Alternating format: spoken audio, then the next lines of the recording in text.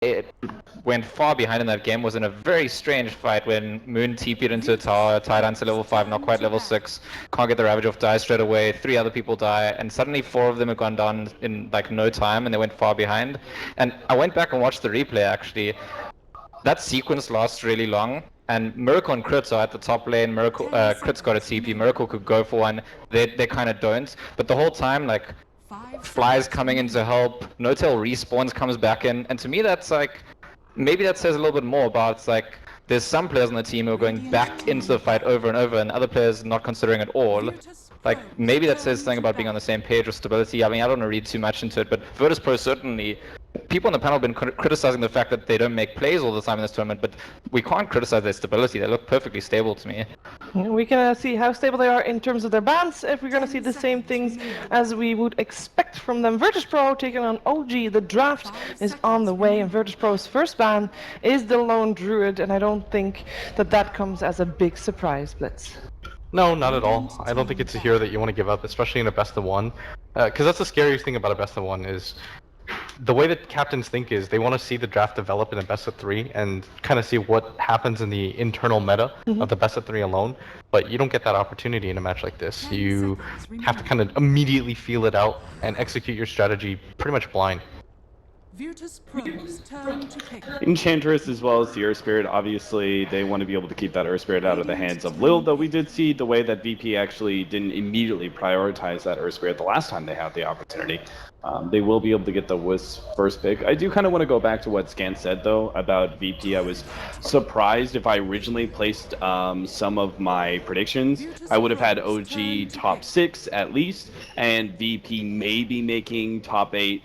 Possibly top 6 run, but I actually felt pretty I didn't feel all that good about their run, where their performance here at this tournament has surprised me. They've actually been really stable with Silent, and I think that this is actually a potential new strength for VP. We actually talked a little bit about this matchup yesterday when Virtus.Pro was able to beat Vici Gaming in their first round of the lower bracket, and during that conversation it was said that it would probably be preferable for Virtus.Pro to go up against Team Secret because Team Secret would be less forgivable, or rather more forgivable for mistakes, and OG would be the one that would punish them harder. Now, we've seen OG today, and I want to just hear from you if that same sentiment is still standing, or if we're looking at OG as a whole different game here, whole different team. I mean, OG was so on fire in the first game against Secret that Moon felt confident enough to just like do some trolling at the enemy fountain, planting some trees before the game ended. But then that same kind of confidence, I think, maybe led to some of the problems in the second game. So in terms of that kind of stability, it's different. If we look at this current draft, though, I think the opening 2 picks from OG is maybe like the most stable opener there is at the moment. And we've seen teams like EG and Secret running these drafts for years now. Enigma tied onto your move. And the enemy team, they make mistakes in any kind of team fight situation. They just get so punished for it. So from the start of the draft, I feel like OG have a safer and stabler looking position, and that's kind of scary if you're Virtus.Pro for me. I don't know, Blitz, do you have like ideas about this Enigma Tide thing that most teams seem unable to beat? Like, what are you meant to do to beat this sort of setup? I think the setup right now is pretty strong just because Enigma is really hard to punish in the jungle. Like, even Naha said, teams have to punish junglers, and I think PPD fired off a kind of sarcastic tweet where he's like, how? Like, tell me how then? And you know, what are you supposed to do when Enigma's just farming? You can't really play active past the map. You risk a lot trying to invade. But I think Tide Hunters, where you're going to get abusive, if you pick a carry that can go one-on-one against them, you take a carry that, like the PL in the other game, where it's a lot more difficult when the Tide Hunter just goes up against them. It was like, what is it, LGD versus MVP, where they had the safe lane OD, then eventually the 2 supports from MVP rotated, and then ROTK had a matchup where he was tied against OD. Like, what are you meant to do against that? And then you're looking in a pretty good position, because Tide Hunter can't really go anywhere. Like, you force him into the jungle, then your 2 supports get a lot of positioning. I think IO OD is a really stable opener as well. Now, looking beyond the laning stage, you have got the teamfight potential with Tide Hunter and Enigma, and it is very strong. You also have the OD on the side of Virtus.Pro, but you'd need a bit of extra kick in order to feel confident enough to actually take a 5-on-5 teamfight, I would imagine, if you're Virtus.Pro. Which hero would you feel like that would fit with them, or would you suggest for them to basically skip teamfights altogether? or rather not draft as heavily for that and just go for pickups and split push perhaps? I think you just play the MVP hit and run style where it looks like you're 5-manning repeatedly, but it's more just an illusion. Like you take these little fights, you force OG to blow individual cooldowns, and then you just keep playing around the map and making it hectic and difficult for the Tide or the Enigma to set up. If you run into that lineup, like the Tide plus Enigma, it's really hard to team fight into, especially since most Enigmas just go for the same build, right? They're going to go for the early mech. Like one of those two will guaranteed get a mech, and that alone makes it really difficult to fight into because then VP has to decide, okay, do we get a mech carry of our own to battle into this? But I think the better solution is just avoid it altogether. And you also got to try and make sure that even if you lose the fights when they cast their spells, try to minimize what the casualties are so that in between their big cooldowns you can get a lot of value off the map, take down objectives, move around when they don't feel confident to actually close your outs. Funny thing is, I would have said that that if I hadn't seen VP the other day, that I would have said that this kind of opening from OG is actually really good versus VP because of the way that they're naturally aggressive, but you have so much potential team fight as well as high ground that OG always have that out, essentially, to be able to, if the game does go disastrous in the beginning, VP still have to go high ground.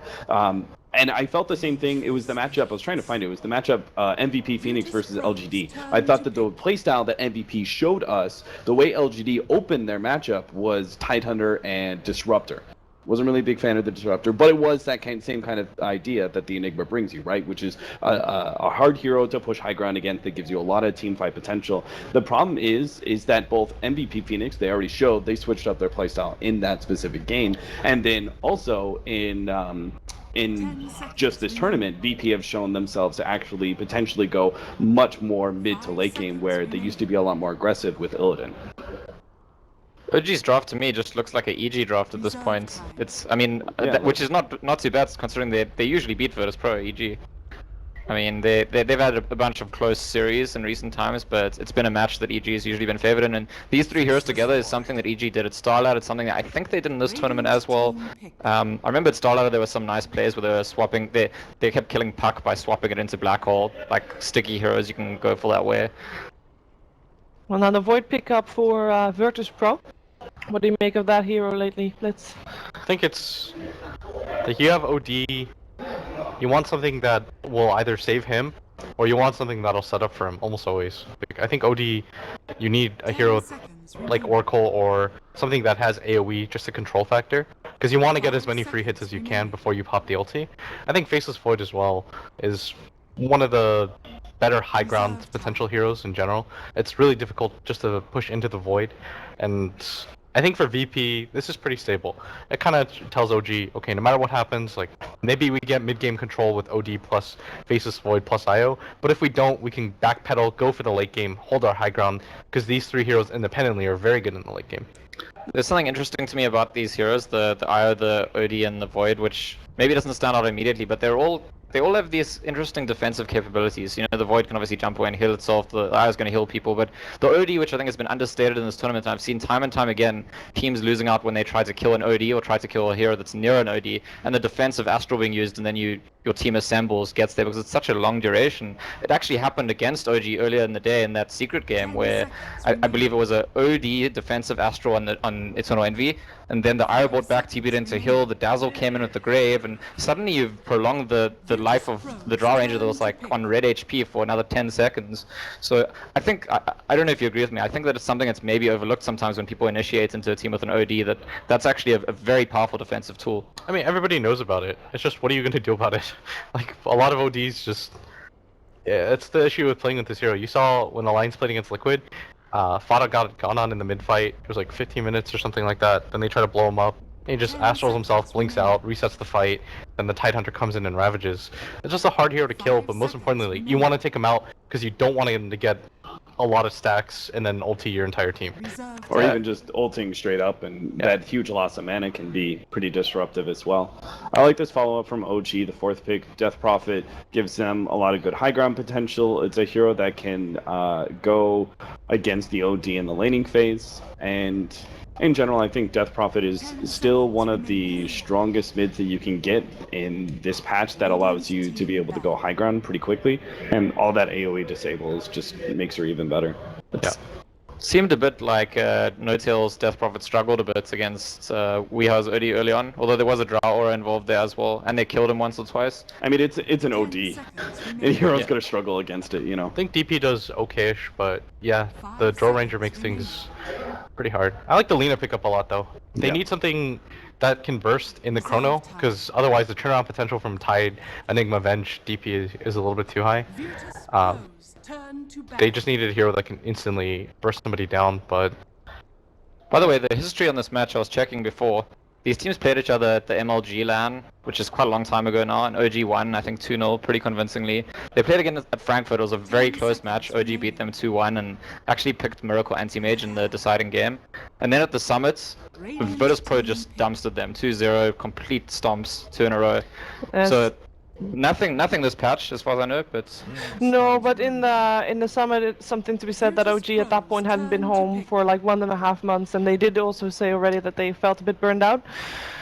I think we're looking at two teams that are in different shape as what they were in now. OG perhaps a bit stronger shape than they were at the Summit, or at least on paper. Virtus.Pro, I would say a little bit lackluster compared to the dominating Virtus.Pro they were around the time of the Summit. But for this match, I would consider it an even matchup, but does the draft look like it's going to be an even matchup? I don't know, OG's 5-man potential is so strong. Yeah. They have a lot of things covered. The one exploitable thing for me, if I look at this draft, is I think it's a little bit immobile, and at the same time, you're very cooldown reliant. Whereas VP, once they get like Ags on Void, they can pretty much fight anywhere. OD ult is just kind of icing on the cake. Cap, who's going to take it? I really like OG's draft as well. I feel like the Sven was, I think it was a really obvious pickup. I didn't actually like the Spectre so much. I think that OG just played for the big game at this point in time. When you've committed to a Death Prophet, Sven is one of the perfect safe lane carries to work with DP. It's an initiator. It gives you Warcry, the big boost in armor. Even if there wasn't any big physical damage heroes just yet for VP, you knew it was going to come up eventually in their carries. So I think that OG just outdrafted VP a bit, and because I already felt like OG was slightly the better team, I'm gonna say OG will take it. I think OG's draft is a lot easier to execute and a lot harder to make mistakes with, but I think VP's draft, if they play very well, could definitely be the stronger draft, and I suspect they are going to. I think they're going to bring the A game, so I'm going to call VP. Okay, we're going to find out who is going to be keeping their tournament lives alive. It is OG taking on Virtus.Pro with OD Pixel and Drasko. Here indeed it is myself, Bodhi, here with Andy, and we're here with another best of one. VP going up against OG here in the lower bracket. The crowd, they look to have calmed down, because whatever happens, a Chinese team isn't losing this game. That's definitely true. I think that they really cheered for VP when they came out, right? They did. There was more cheering really loud. for VP. They love VP. Maybe they were getting them confused with VG. I mean, it's possible, you know? It's possible. It has a V in the name. It's close enough. But as the panel was saying, I definitely have to favor OG's draft. The ease of execution is going to be there for sure. This is a lineup where Death Ball is the name of the game, and I also really like the fact of how they picked the Venge and when, because it shows that they understand. Obviously, VP picked Void into Venge, which I also thought was a little bit strange, but they knew that they were going to be picking Death Prophet no matter what, and it's just a very nice defensive mechanism because VP don't really have a counterplay to that. You can just sit so far away and prevent it, but we're going to see some dewarding very early on. VP managed to get that offlane ward down, which obviously is going to be beneficial to them. It's going to make Moon's life a little bit harder. But I gotta say, man, OG's 5-man is probably about the most terrifying thing that I've seen all day. Yeah, so once they get it online, once they've got this level 6 on the Enigma and the Tide, it's going to be terrifying for VP. And talking about VP, we've got some very VP-ish stuff that's going on. It is G on his core Lina. They're bringing FNG in that classic Winter Wyvern, a hero that some teams have kind of meddled with this patch, but obviously not as much as it has been with it in the past. Is this the key to winning a best of one if you're VP? Well, I think that G is always good when he can play explosive heroes. So picking up the Lina, I think, is a step in the right direction. OD's a solid hero. Like, you can always have a good performance, but it's not that kind of hero that you can make the flashy plays with, hit the big stuns, make sure you're targeting the right heroes in the fight, and just kind of blowing them up. So I do think that it's very good for VP to put G on a hero like this, because he can actually shine. Looking at the lanes and appreciating the fact that OG obviously have Fly on the Enigma in the jungle, Do VP have the tools to do anything about this Enigma, or is Fly going to have a grand old time at the beginning? They're not really going to be able to pressure him at all. I mean, you have an IO and a Winter Wyvern. Neither of these heroes by nature are going to be playing too aggressive, as we can see FNG just trading a little bit here with Moon. But as far as trying to punish, it's not really about the punish for VP. It's more about the fact that we have Winter's Curse, you know, so we have BKB, Interrupt on Black Hole. We have Chronosphere, which we can kill the Titan. So we have natural counters to the two biggest teamfight contributors in terms of control on the side of OG. So I do think that VP have the tools. It's just about if the execution is there. Okay, and well, we'll talk about the fact that in terms of both of the drafts, you've got a core Sven and VP with the core Lina. In terms of timings this game, OG, as you said, if they get the 5-man going, it's going to be hard for VP to stop. But they do have a decent amount of wave clear with the Wyvern, with the Lina. They have got ways to deal with OG if they start coming in hard at the start. Yeah, I mean, the timing is going to be all up to when you hit level 6, when you have the mech going on the Enigma, that's when OG are going to be feeling the most confident and starting to try to pressure and take towers. I think VP's timing, if you can get a Laguna on somebody and get a couple of hits from the OD, you can kill a hero extremely fast. It's just a matter of, can you actually get the sphere out in time? I think the timings for OG are going to be a little bit faster, and because of the fact that Enigma is free farming, it is a tiny bit of a concern here for VP, but as long as G doesn't get ganked, which I doubt he will, given OG's lineup, I think it's going to be alright. FNG heading over towards this mid lane here. See if he's able to achieve anything for the side. I don't know if he's going to look for the courier snap. The courier is actually coming down on the lane here. FNG, if he comes around, this could be great time, and he flies over here. No Tail, he'll start to move it away. FNG just gets the one hit in. So good job No Tail was on top of that, because OG just on the verge of potentially losing that courier at 2.5 minutes in. Especially when you have these very static laning phases, it can always be huge to snipe the mid's courier. Both heroes have a pretty equal amount of wave spam. Obviously Lina has Dragon Slave and then No Tail's got the Crypt Swarm, so if you can kill the enemy mid's bottle, that really tips the lane in your favor, which would be great to stop the VP from getting early game farm. And then of course that hero becomes squishier and you can try to blow her up inside of the Chronosphere once you actually get that going. But little cheeky stuff coming in here from FNG, just leeching some experience. This is actually really annoying for Moon. And he just so can try and find his level 2 here on the Wyvern. The mid lane matchup still fairly even, 17 for 4, 16 for 2 between the respective Lina and Death Prophet.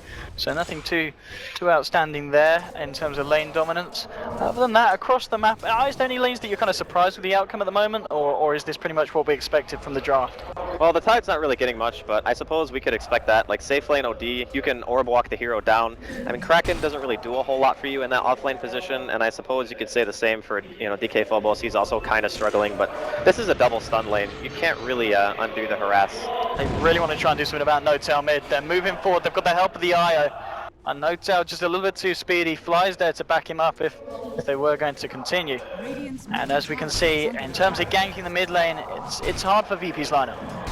Well, it's difficult, but they're at least pressuring. I mean, sometimes you could say that not getting the kill is a bad thing, but at the same time, No Tail's not able to spend the entirety of his time just sitting mid, even though he will be able to secure bottom room with relative ease. He does have a lot of members nearby in the bottom lane, so the only concern that I have for VP is that the execution is hard for them. Top lane Moon, where he was just one hit away from dying there. You talked about the all walking OD, and he keeps going in. No mercy at all here from the OD.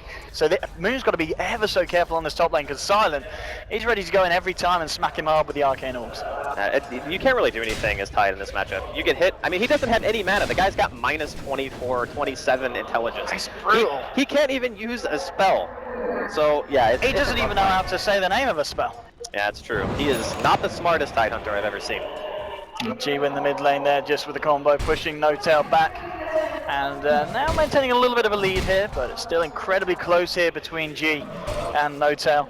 And the two safe laners, 32 for 5 on the Sven at the moment for Miracle, and 32-16, so just the kind of the added bonus there with the denies, the fact that they are being able to shut down the leveling of this Tide.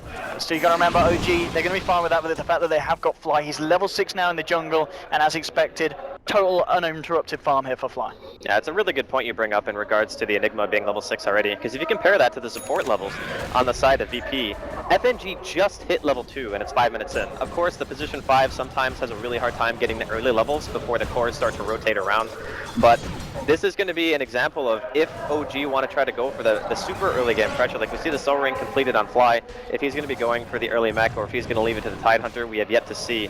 But that's basically the difference between their lineups, because OG's offlane is doing significantly worse than VP's, but because they have a jungler, all that difference is pretty much negated. Oh, mid lane. Let's see if they can step it up. A Crit and Fly moving into position behind Notel.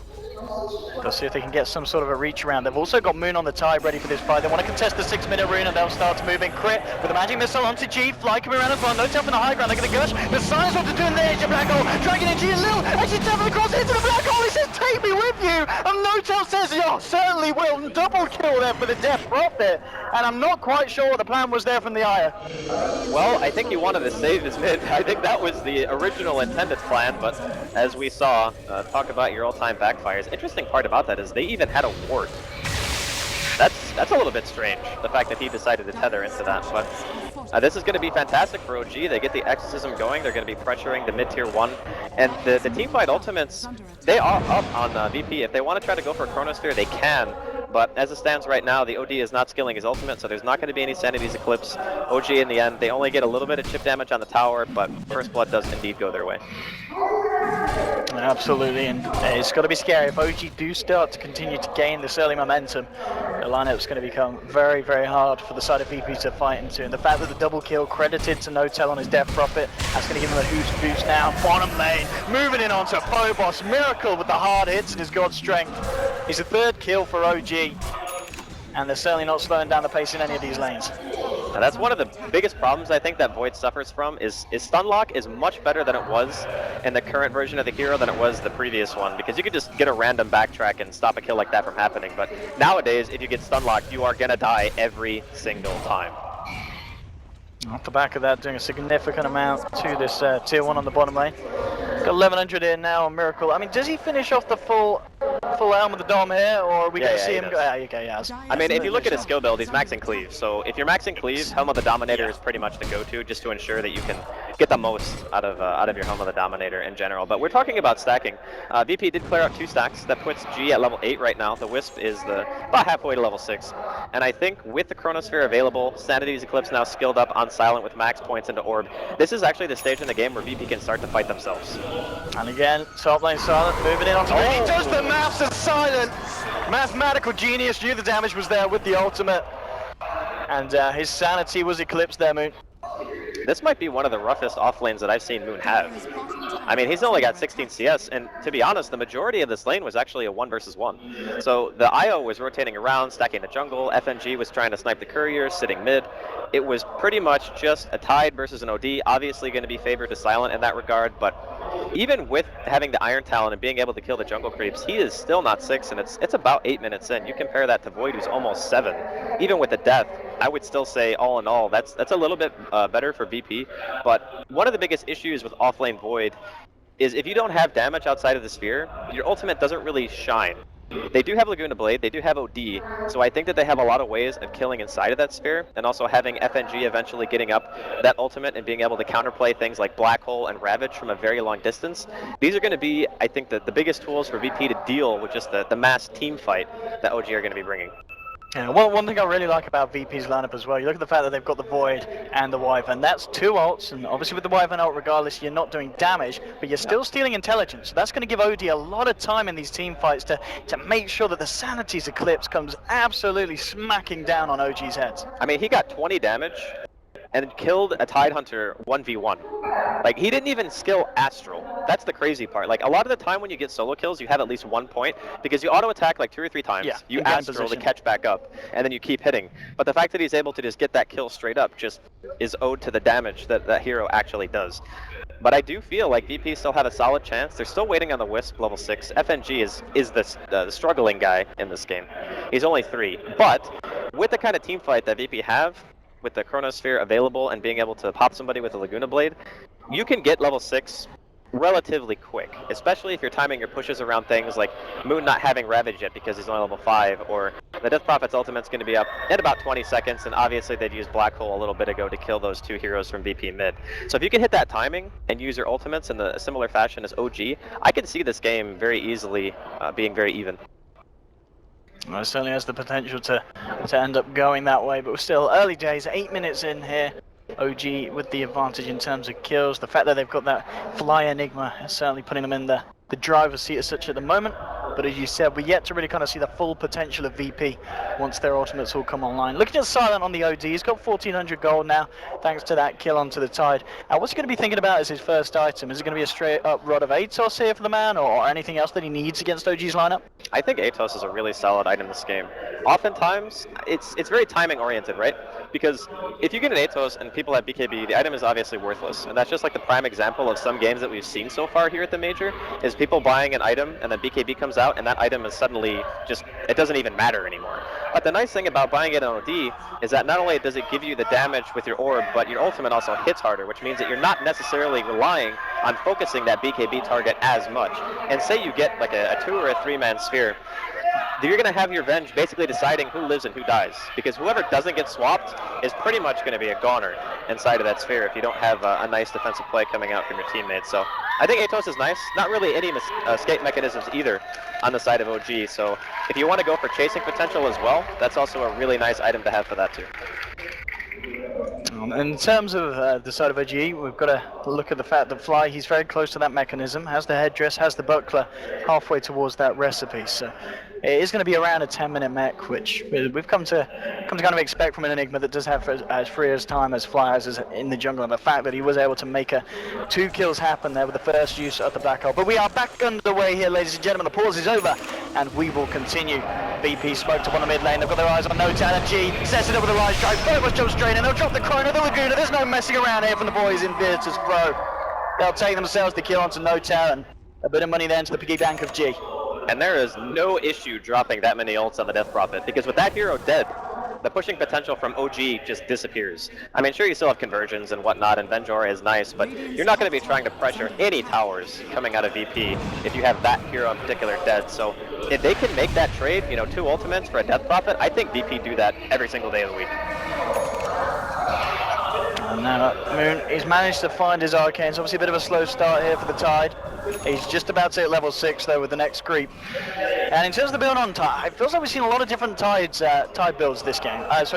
This tournament. We've seen Tides goes first for the drums.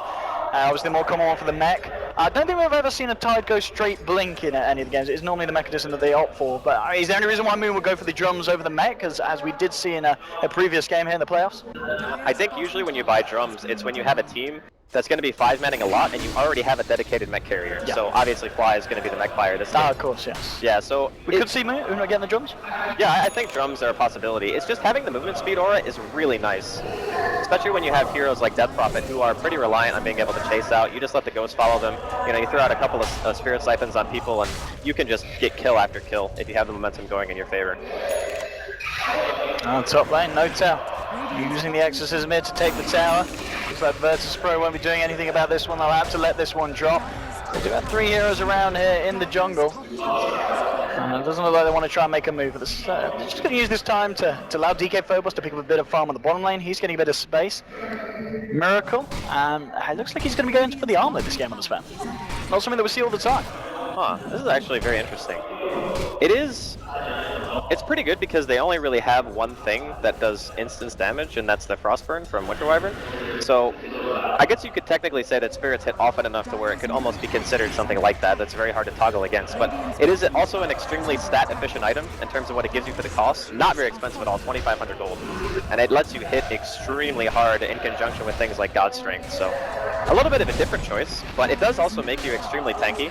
Is the only other person on the team who really wants the front line besides the Tidehunter, because No Tails, if he's get focused on the fight, he's going to be swapped for sure. I think they're more okay letting a Miracle die in team fights than they are the Death Prophet.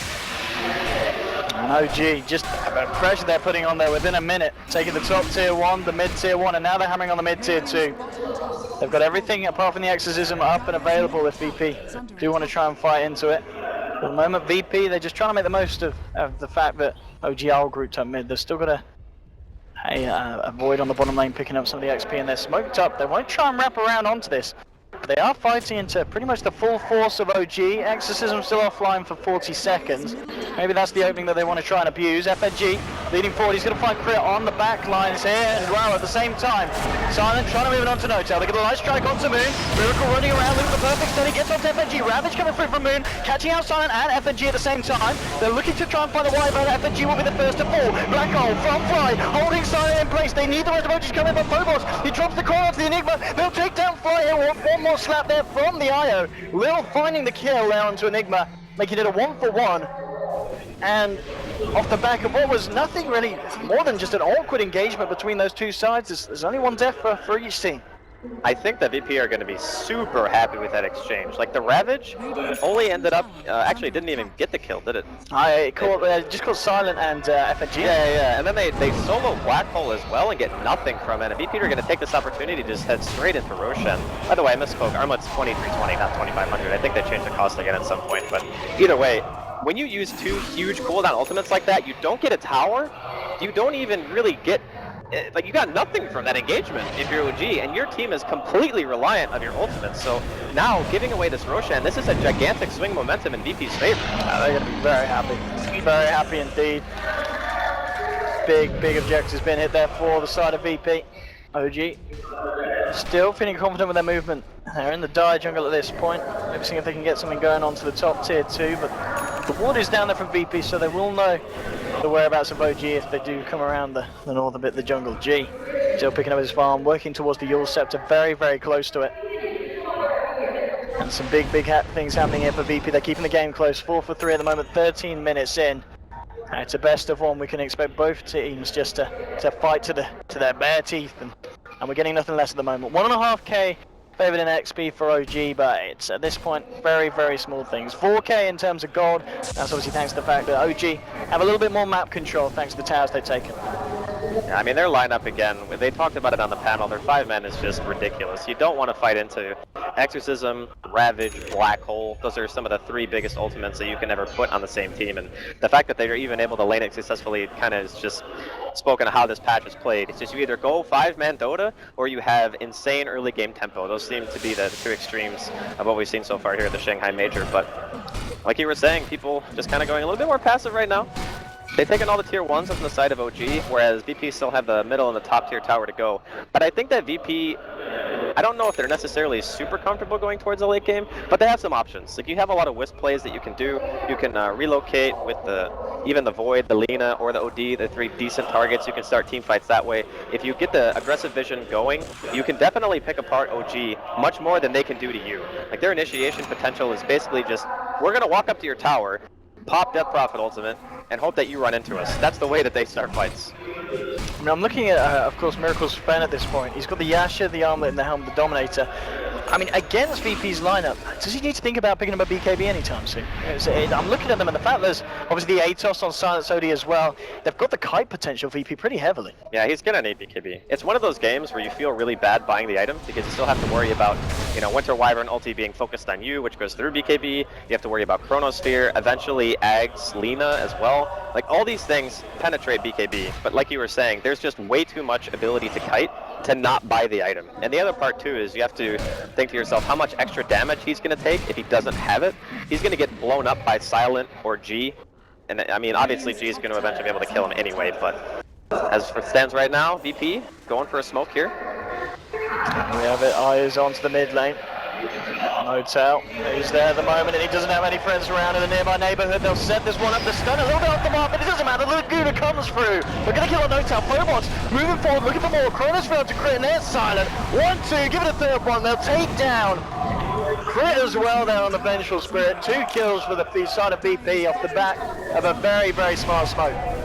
Yeah, abusing the fact that they have the Aegis advantage, just smoking right past, getting through undetected. I'm really surprised that OG didn't see that coming because they have a lot of wards up right now, and there was no one showing. Like, that smoke was almost obvious, and the Venge was a little bit too far away. Oh, there's a relocate coming in. They're looking for Miracle here, and they'll set it up at FNG with the ultimate. Silent starting to steal the intel. Miracle, he gets the stop. He's looking for the TP out, but the light strikes there. He's not going to make it. Miracle down for 50 seconds. Great play there from VP, and another kill off the back of it. They do end up losing the eye in the mid lane as No-Tail bursts down Lil. but they'll take that trade anytime, shutting down Miracle and Moon. He could be in trouble as well. He pulls the Ravage, he's a 3-man Silent. Fly coming in, he has got the Black Hole here, but they don't even need it at the moment. They'll take down Geo and Alina, they'll turn towards Silent, they'll pop the Aegis. Phobos coming back in, pops the time dilation, but it looks like it is going to be Silent going down again. He's surrounded by 4. Spirit Cypher for no tail to begin to suck, and they'll find him. No, Astral keeping him alive for the time being. He's trying his best to keep himself in the game, but he'll still go down. Double kill for Crit. And off the back of a few very successful pickoffs for VP, they just take a really bad fight mid lane, and suddenly OG, they regain most of the momentum that they just lost. A lot of misplays there. Like, taking the fight in the first place, I understand you want to abuse the fact that you have the Aegis advantage, but you're missing Chronosphere, which is your best teamfight utility. Like, you have damage, but you don't have any control if that ability is not up. And FNG, that... Oh man, that Cold Embrace was actually so fight losing. He stops Silent for being able to retreat and put himself in a better position. So basically, he uses Cold Embrace, and he realizes the team fight's already lost as soon as the Ravage was used. And then he's like, oh, well actually we just have to run because we don't have any teamfight potential because Phobos doesn't have Sphere. So we're basically just sacrificing ROD by using an ability that's meant to save him. There's definite misplay there from VP. And you can see as well in that fight, Fly, he was trying to find an opening to use the Black Hole, but was very scared of VP's potential to cancel it. And obviously the fact that he didn't use it, even without it, they're still able to take those kind of engagements. So VP, they're just got to be very careful when they fight like that, as you said, into a lineup when they don't have all the tools online that they need to take a fight against OG.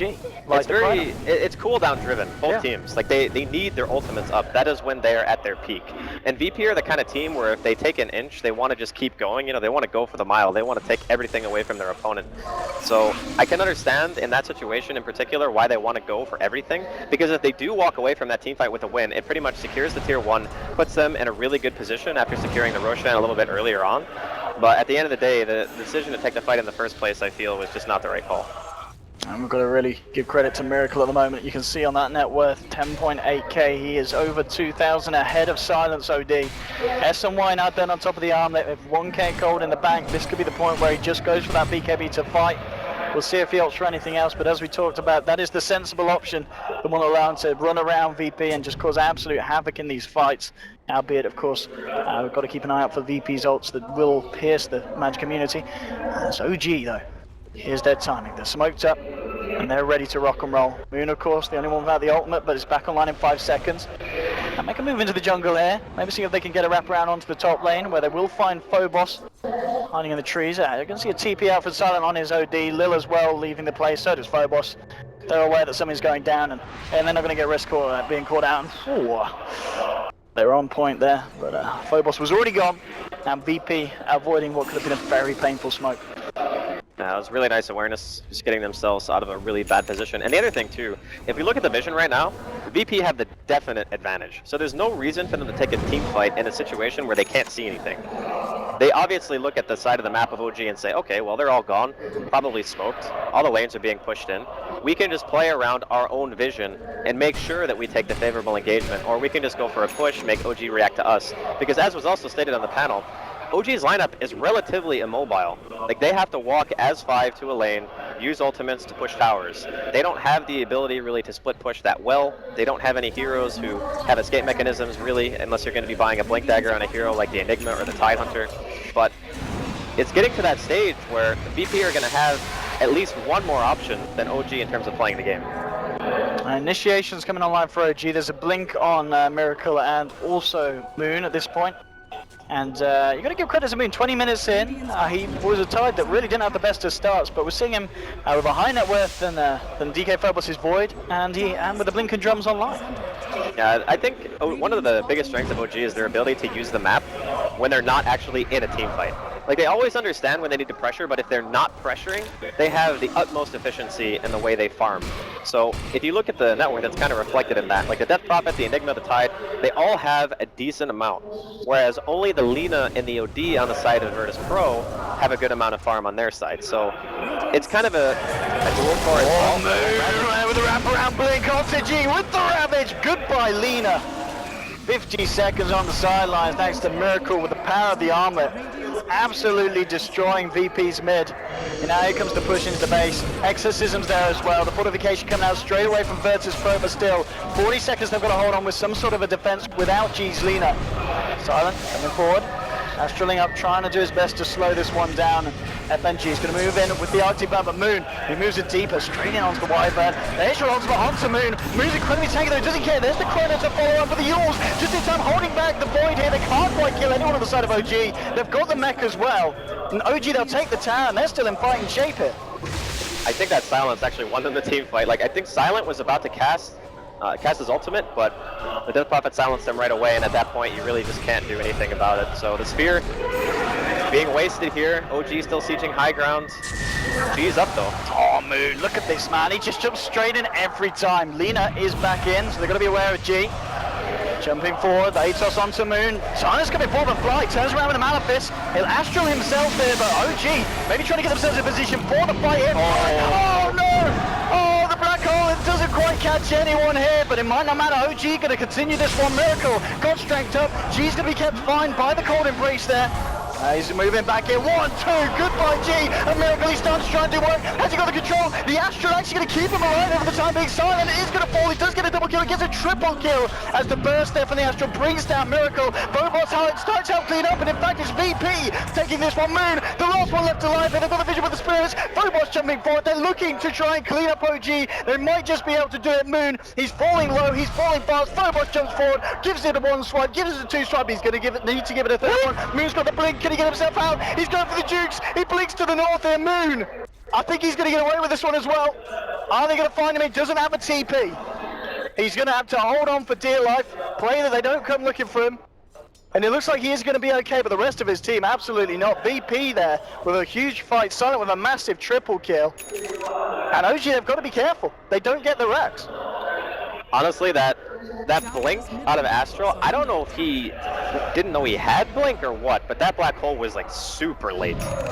If you're gonna go for a black hole out of Astral, you always like cast it a half a second before it ends, just to make sure that stuff like that, you know, it doesn't happen. But unfortunately, that black hole whip kind of just lost them the fight straight up. That's one of your biggest teamfight ultimates. Obviously, prior to that, they had committed the Exorcism. It was down, so they didn't have that residual damage. It's just being dealt non-stop. Imagine if Miracle's just beating on somebody, and they have Ghost going at the same time, or they have the black hole to just lock somebody down for a couple of seconds. That's just the difference between execution and, you know, VP just having the better team fight. And we're seeing as well for the next team fight some very, very big items coming out for VP. Phobos, he's about 1600 away from the Aghanim's. Silent on his OD, I think he's a recipe away from the BKB. Oh, Miracle mid lane jumping in here, but I have a bit of action. FNG, he's going to be brought to the side here by Lil, but Moon jumps up. Miracle tries to play, he'll get held back here by the ult of the Winter Wyvern. Moon coming in, hitting against the 17. Miracle doesn't care, moves it on to sign the Ravage. Do they have vision though? It doesn't look like they do. Silent actually pops the BKB, turns around, Astrals at Miracle. The rest of OG going down to the south, they've left Miracle. Are they going to come back and save him? Miracle doesn't need saving, he turns around, they've killed 2. Now he's leaving Lil, tapping across, but the stun flies through him. Miracle moves in the Glimmer Cape, and the TP out here looks like he's going to be fine, and he will. Lil is able to escape, but Silent and G not as lucky. And we're seeing Miracle with this build, with the armlet, with the S and Y. This defender just does so much damage. He does do an insane amount of damage, and prior to this, OG were going to go for Roche, but now, realizing that there's 2 cores dead, no buybacks, they're dealing a little bit of damage to the base here. I don't know if they want to fully commit to this. Moon and Miracle are about half HP.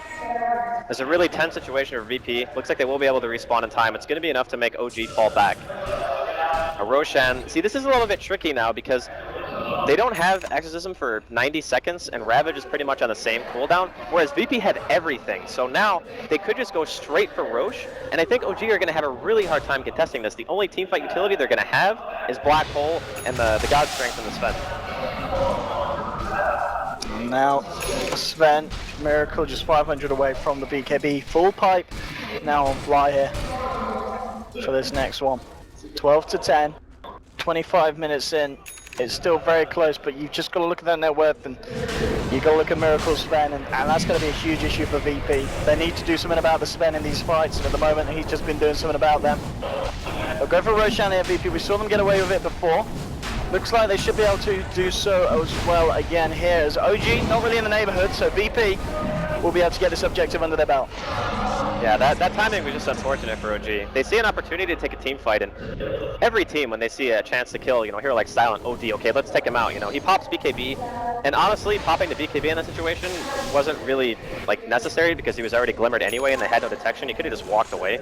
But in the end, him dying actually ends up giving VP Roshan because of how many ultimates OG had to commit to making sure that they actually were going to win that fight. And again, because of the fact that No-Tail wanted to take the Rosh before the team fight anyway, so maybe it was just a little bit of miscommunication and Miracle wanting to go for something a little bit too greedy. And talking about Tide Hunter, we are going to see Moon going for the Aghanims this game.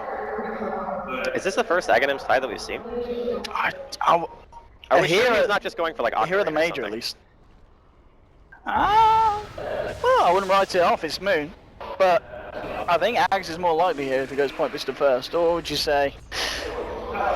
I'm kind of torn. Okay. I mean, I know that Aghanims has its use, but I think that Octarine is like... Octarine's kind of weird in this game. I would imagine if you were going to buy Octarine, you would just buy Refresher. We'll have to see. Oh, VP smoked up here, and they are looking for the wraparound behind OG. Both teams have every single ultimate online, though. It's going to be a huge clash if it does kick off. OG still hanging around here, in between the tier 1 and the tier 2 pings coming out. So who's going to make the first jump? VP. I'm very apprehensive about this one. Pings are coming out in the mid. They see that no one is holding back that mid push, so they're the side of OG aware that VP are up to something sneaky. And indeed, that is why they're keeping themselves incredibly clumped up here. And maybe a little bit too clumped up for VP to do anything off the back of that smoke. It's understandable. It's such a big risk, especially when they have tier 1 still. Like, there's so many things to hide behind if you're OG, and they're basically smoking into no vision. They did drop one ward a little while ago by the bottom rune, but only having a limited amount of vision when you know that the team fights are going to be so insane, like dealing with Exorcism, Ravage, Black Hole, all these things, it's just too much of a risk. Especially considering they just got a big objective and OG are not going to feel as much incentive to try to do anything crazy in the next couple of minutes. I think it's a safer play to just try to push out lanes. If you go for a tower like tier 1 mid or tier 1 in the off lane, it's going to make OG want to contest you less, because fighting over a tier 1 at this point seems a little bit too risky for them. And I do feel like VP still have a pretty good chance in this game. It's just the longer the game goes, the more far Miracle gets. Like, good God, man, he has 5,000 more net worth than the next highest hero in the game. This is classic Miracle.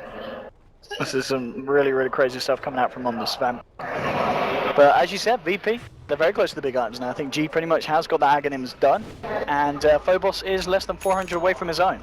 So we're going to see two pretty big Ags coming out for the side of VP. It's going to make the team fights that a little bit easier for them. And that is, of course, if they can find them. We've seen with a few smokes, VP just unable to find a great jump in onto the side of OG. As OG, they've been playing very carefully, as in to not get caught out by the rotations of Virtus.Pro. No-Tail, of course, with the Shivas complete. 1k on top of that one. And Miracle, the man at the moment, he's got 2.2k gold in the bank. Lots of options for him here. Do you think we're going to see the AC here, or is he going to go straight for kind of greedy damage for himself with the Crystallis into Daedalus? I think going for damage is probably the best thing. Can they go for this here? They'll set it up. Phobos is jumping forward. He pops down the Chrono to try and stop OG from saving him, but Crit, he still gets the swap off there. So it's only Crit calling the Chrono. Crit, he might even just live through this one. So this is some big ults expended for VP, and we can't quite get the kill. Ravage from Moon catches 2, and now Miracle 1-2. Effigy disintegrates. There's the power Sven sword. They'll get Phobos as well. And VP, they saw the opportunity onto Miracle. I mean, if you can even call it an opportunity, because it just wasn't going to happen. They had Crit on the bench right behind him, ready for the save, and 2 heroes down on VP. OG, they're ready to try and use the rest of this exorcism to get pushing. They did, of course, have to use the Ravage for that one, but they're more than okay they do not care about that. Yeah. I mean, the irony of that swap is Crit has more health than No-Tail, so that bench is tanky. They're going to try and fire VP onto Moon. Silent starting to stack up the stolen intel.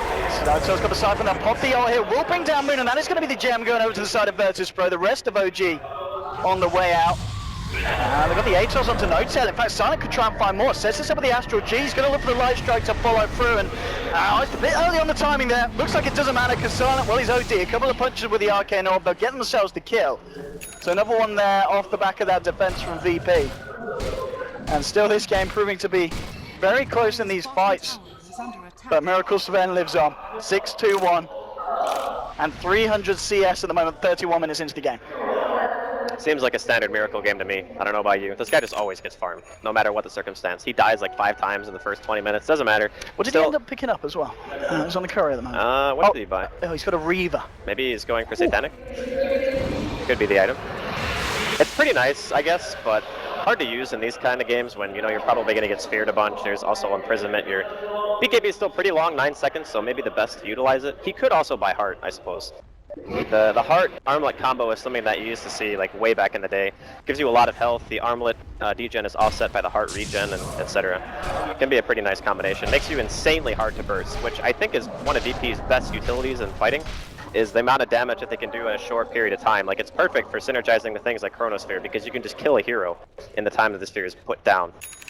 But VP, even when they take like the most awkward engagements, like fighting uphill into no vision, dropping a Winter's Curse and a Sphere on a hero with 2,500 health, well, I guess 2,800 when he has Armlet toggled on, but it just seems like they can take a fight like that and then still defend. I don't know if that's a good thing for OG. In terms of, as the game goes later, Silent on the OD, I mean, if he does start to get stacked, he can certainly kite and try and fight around the Sven, and they're going to be able to kill quite easily the other members of OG if they can find the positioning, but Sven's still going to be the issue, and while there's a smoke up from OG here on the mid lane, VP is keeping themselves to each other on the high ground by the secret shop, and OG looks like they're even ready to just try and head into base. There's no tower, of course, in the mid lane, and half the rack's gone. VP, they're keeping themselves well out of it at the moment.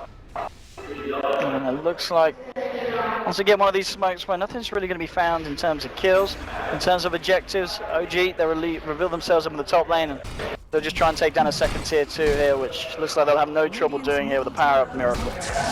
VP just want to fight, man. They got Sanity's Eclipse up. Shiva's almost done on the OD. They will lose their tier 2 in the meantime, as you were talking about. Honestly, this game can still go either way. Like, OG have a bit of an advantage in the sense that their Sven has an enormous amount of farm, but he can still die. That's the scary part. And I don't know if relying on a Sven ultra late game against like potentially a Hex on the OD at one point, the amount of burst that Alina has. Oh, but you can tell he wants to find a Chrono. And he's going to look for Notel, moves him with the time dilation. Set up there with the Yule Scepter, Notel turns around, gets the silence, and down crit with the swap out. Miracle on the back lines, Chrono's FNG, now turning for Vamos, the Ravage from Moon, catching 2 as a double kill for Miracle. Now Silent just, one hit, a third of his health gone, and Astro himself here, and will get the blink off. He's in the sidelines, but they they're just the Exorcism Ghost, slowly killing Silent in the tree line. OG, and now Lil as well. Relocating back into the side of the fight, and OG, they'll be able to find this one as well, taking 4 heroes from the side of VP, only losing crit on the Venge. And at this point, I think that could be a fight too far, and the OG, they're getting way out of hand. That was just very nicely executed by OG. They had fantastic positioning, they had the high ground ward, they saw everything that VP were doing in terms of positioning. So the Void doesn't want to throw out Chronosphere on No-Tail, because if he does, the hero's just going to get swapped. And then pretty much the same thing's going to happen. Moon's going to counter-initiate, you're going to get Ravaged, they blow up the Void before he's even able to throw out his ability in the first place. And as soon as they get rid of Chronosphere, that's one of the biggest threats on VP. As soon as that hero dies, I think that OG feel confident in just walking in. Like, they didn't even have to burn Black Hole. They're going to get double racks here. There's still a tier 2 bottom. Miracle's going to eat a curse, but I don't think there's much to kill with. Phobos has got a Chrono here, but Notel holding him with the Yules. Miracle pops the BKB, chucks onto G. Involuntarily walk back into the Chronosphere. He's not scared of the side of VP. G pops the Laguna out, but that's going to be G.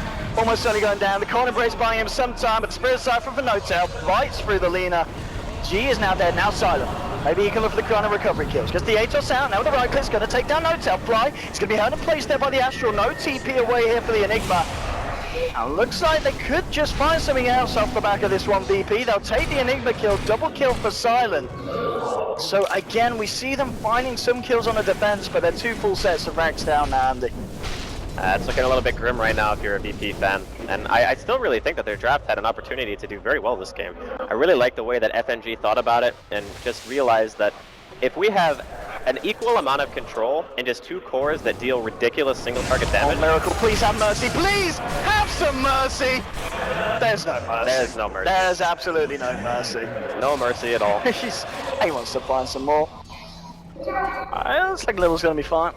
Phobos, on the other hand, if he comes down around the corner, miracle. He's just a one-man army. Straight in. Hello, Phobos. How do you like my sword? Crit, swapping himself in so he can get the magic missile through. Looks like Phobos is going to be fine. In fact, Phobos jumping up, looking for the kill onto Crit here. Crit has the back of a Moon and Miracle, and God. He pops the Chrono.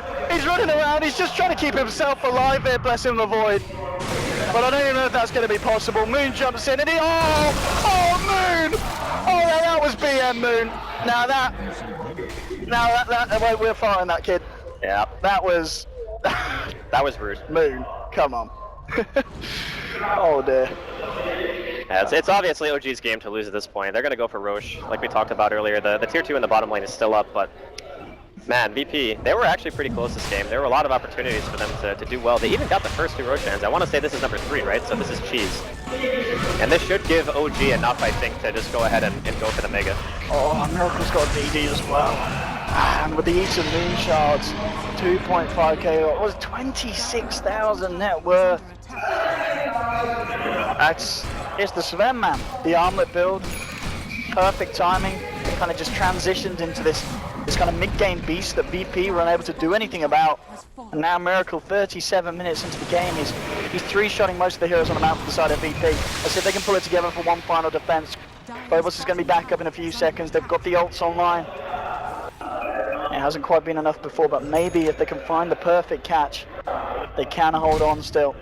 But it's going to be hard here. OG, of course, one of the teams that I think a lot of people wouldn't have expected to see in the lower bracket this early on in the tournament. And they're certainly showing why arguably they are going to be ready for the long run here and to ride themselves way back up to the finals potentially if they can keep up the play like this. Yeah, you got to give credit to them, especially the way that they draft. I mean, it is so hard to play against the style that they play. I mean, they opened up with the Tide Enigma, which you could also say is, I think Secret running in the group stage is kind of EG-esque as well. A lot of the top teams are just running these lineups where it's just like mass 5-man Dota. I think really Secret's done it twice this tournament at least. EG certainly pulled out the Tide Enigma once. It's got a lot of popularity with the teams. I think Complexity as well, obviously, they've got very good Z-Freak, Enigma and Swindles with the decent Tide. Yeah. But I mean, quite interesting enough, I was speaking to Swindles, he does not like running the heroes together. Really? He says he finds it boring. Well, It's a very Swindle-esque comment. yeah, but I mean, I don't like that. I understand That's what where he's coming from, but at the same time, it's very good. So if it wins you games, I think you can deal with it being a little bit boring. I think so as well. Yeah. This game is certainly working out for OG. They're going to move in onto the bottom set of tier 3 and racks, and let's see what VP's answer is. They've got to do something big. They're going to need a mistake or 2 at this point. Like, having an Aegis on a hero is one thing, but also having the cheese, because VP's lineup is so reliant on burst damage, if you pop a cheese through burst and you don't die, and VP are kind of out of ammunition at that point, so it's going to be really rough for them to try to hold this. Miracle, look at him. He's just sitting there. He is ready for blood. OG leading in, Moon with the axe, throwing back the gush, and FNG down in 2. There'll be a buyback here from the Wiper, but Miracle running around Phobos, looking for a Chrono, only catch on to No-Tail. Time to unleash on to Miracle, no motivation. Maybe Sonic can do enough. He'll be coming out just in time. Moon gets the Ravage out here, but Silent, he's stacking up the intel. Can he do enough to bring this fight over the fly? Coming in with a black hole, pouring his Silent this Silent. Just relocated out for side. He's still trying to fight this one through, but 4 are dead, 5 are dead, as Little's going to go down as well. There'll be a buyback from Silent on the OD, but he's the last man standing. BP, they needed a miracle, but they ended up getting destroyed by it. 28 to 15, GG is called an OG. That final fight there, nearly a 7k gold swing, even more so in the advantage of the Radiant, and Miracle Sven, it's not something that we see every day, not one of his most played heroes, but it's showing us there that he knows what to do with it. Yeah, absolutely. He had a fantastic game, and the amount of farm that he got is pretty disgusting. Most of the time, OG prioritized him pretty heavily. Any hero that gets farm priority, Miracle is going to be on that, and just showcasing the strength of the Sven. I really think that the biggest turning point in the game actually was quite a bit later on, because when VP get the first 2 Roshans, they're not really able to pressure the base in a big way. They never really put OG on the back foot, and I think that's also owed to the fact that OG drafted a lineup that is very hard to play against in a 5 versus 5 scenario. But when they were fighting top, and OG had that ward,